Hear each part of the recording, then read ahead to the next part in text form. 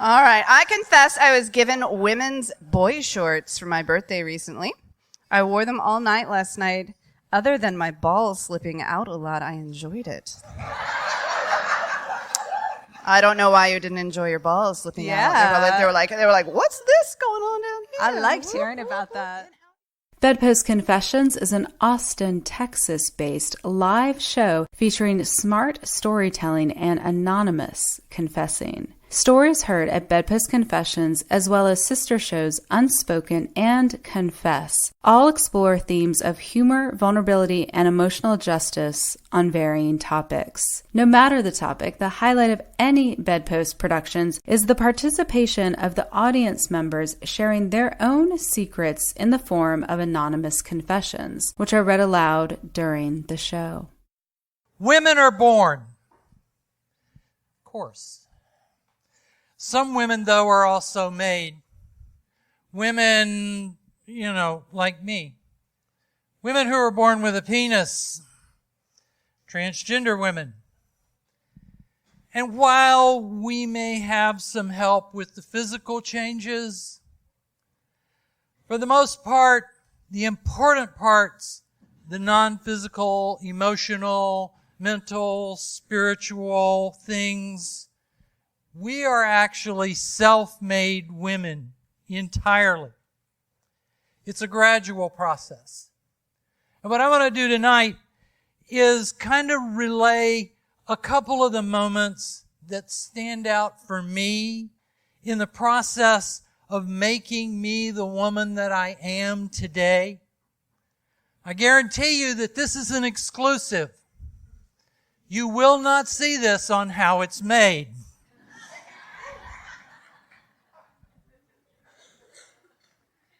Back in the distant mists of time, it's like the 70s, y'all. Back when I first realized that I wasn't going to stay a guy forever, I gradually started to dress up and go out in public as a woman.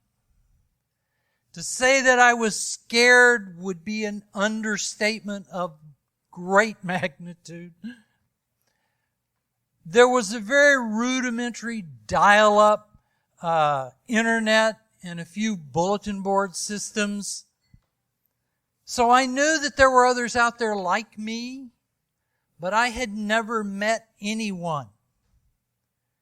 And one of my big fears was that people would see me and would notice that I was too tall. I was 6 feet tall, and I did not know any women who were as tall as I was, and I thought that would be a dead giveaway. Until one day, I was in downtown Houston, working. It was on lunchtime, and I was standing in front of the Texaco building, just watching the crowd, not really paying much attention to anything, smoking a cigarette. And out of the corner of my eye, I see movement. There's crowds on the sidewalk, and it's like waves on the beach. And suddenly I see something that's not a rhythmic behavior. And I looked over, and the crowd is opening up and closing behind what's probably the most beautiful woman that I have ever seen in my life. And this woman had to have been 6'2" in her bare feet. And she was wearing stiletto heels and working it. She knew what she was doing. She knew what effect she had on the crowd, and she was proud of it.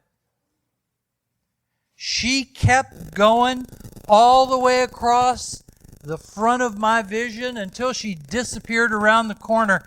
And at that moment, I realized that if I was going to be myself, if I was going to be the woman I was supposed to be, I had to be me.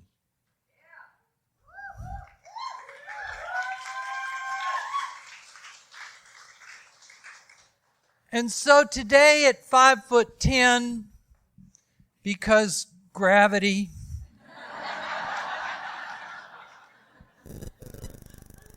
it doesn't matter. I don't care that I'm as tall as I am, because that's who I am. By the way, have you heard my voice? I don't care. Thanks. Fast forward 20 years. Now we're into the 90s. Sometime. I was spending a lot of time out then as a woman, but I hadn't really started doing transition. Mainly I was doing comedy. I have never done comedy as a guy, by the way. I was appearing in a drag show in Cincinnati. I was not doing drag. I was the comedy during the halftime changeover. The show was being held on a Saturday night in a big hotel in Cincinnati it was chosen specifically because it had a huge stage and a large backstage area with 2 dressing rooms, 2 restrooms. They were supposed to be for men and women, but, drag queens. In the middle of Friday night, apparently there was a plumbing leak in the ceiling of the men's room, the men's restroom, dressing room. And after a while, the ceiling collapsed in that restroom, and they had to close that whole thing off. So now we're down to only half of the space that we're supposed to have for this show. And I don't know if you've ever been backstage at a drag show.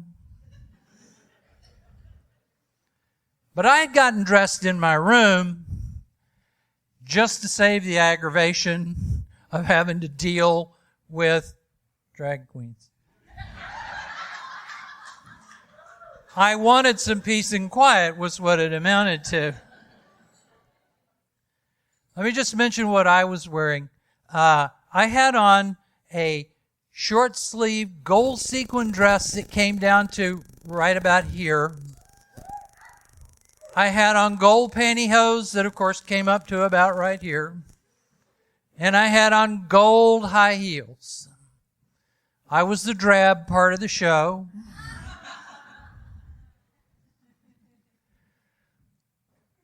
The show was going on. I was just kind of wandering around backstage, and I realized that the 2 beers that I had had in my room needed to be gotten rid of. And I didn't know where to go because the men's room was destroyed. The women's room was in use. Drag queens. And because my mother raised me right, potted plants and a water fountain were out. And I thought, okay, I can hold it. And then I thought, no, I'm going to have to go back up to my room. And then I thought, no, I don't know when they're going to be done. So I can just see, they're like, and now Jami Shofner, and no Jami Shofner because she's up in her room peeing. So finally, it's like I'm desperate. So I realized, okay, maybe, just in this destroyed men's room. And so I shoved the door against the debris open, and I leaned in and looked, and sure enough, against the far wall, through the debris of the ceiling and plumbing, there's a urinal still intact. So it's like, okay, I'm going to do that. I make my way across the crumpled ceiling in my heels. I get over to the urinal. I pull my dress up and my pantyhose down, and I start to relieve myself. And it's one of those pisses, that makes you moan. It is so good. Second best feeling you can have. And while I'm standing there with my dick hanging out, peeing in the urinal, the door opens behind me, and there's a maintenance guy. I can see he's got a wheelbarrow in the hall, and he's got a shovel in his hand, and there I am. I whip around like this.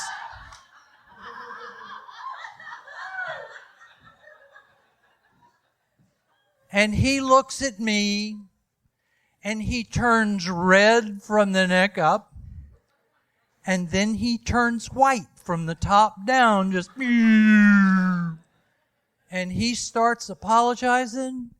He's just, oh ma'am, I'm sorry. I'm so sorry. I'm not like that. I don't do that kind of thing. And he backs out and the door closes and I'm like, okay.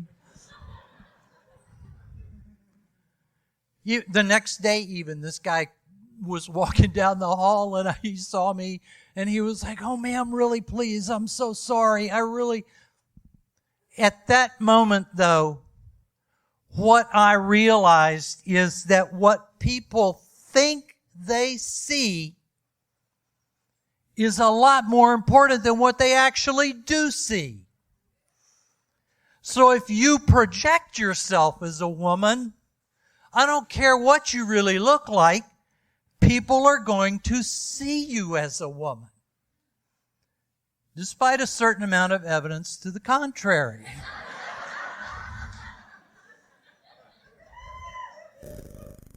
By the way, have you heard my voice? Fast forward once again to the beginning of the 21st century, new times. And that was the time when I was actually starting to transition. I was taking hormones. I let my hair grow out. I was dressing in a more feminine manner, even at work. I wasn't out at work yet. I was planning on it. But I wore oversized shirts, usually Hawaiian, because they have a busy pattern, to distract from the fact that I had boobs. I wore women's slacks, loafers. I had skinny eyebrows. I had long hair pulled back in a ponytail, held with a scrunchie. I was fooling everybody. I was. And that's the point, is that I still at work didn't project that I'm a woman thing, and everybody saw me as a guy. Until one day, I was somewhere in Washington at a paper mill giving a presentation to a technical staff, managerial people, I don't know. And we were in a big conference room, and I was in there with all these other people. They were all guys. And I was explaining something and had been standing up in front, drawing on a whiteboard or something. And I turned around, and somebody asked me a question, and I turned and pointed to the whiteboard. And I pointed like this.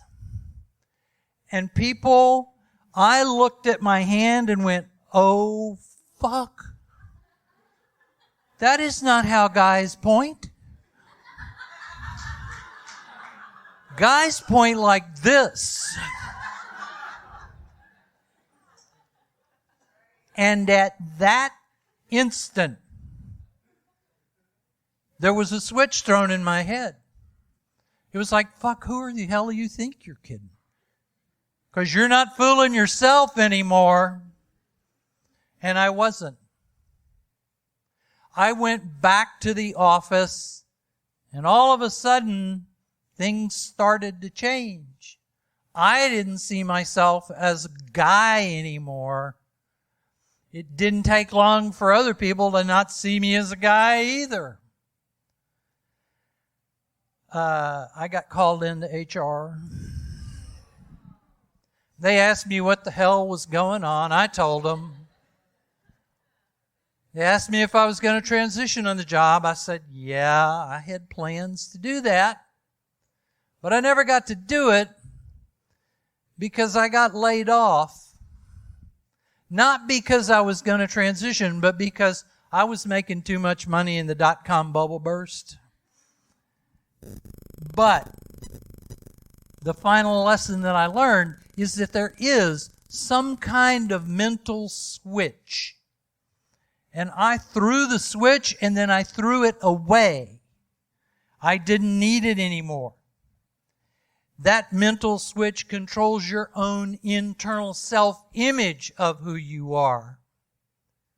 And that's the thing that I didn't have yet until that moment. And so that was the instant, that instant pointing like a girl, that I really and truly, finally, in my own head, became the woman I was meant to be. It took me a long while to get there, but I made it. Literally. I made it.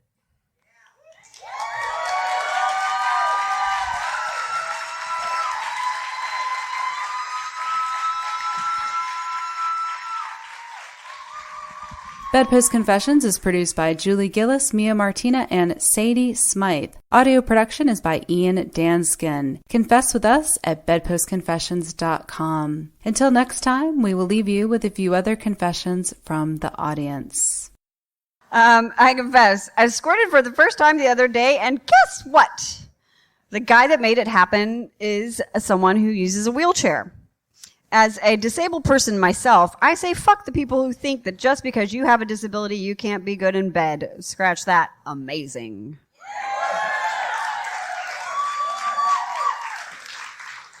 I confess I gave my boyfriend's 22-year-old roommate a butt plug.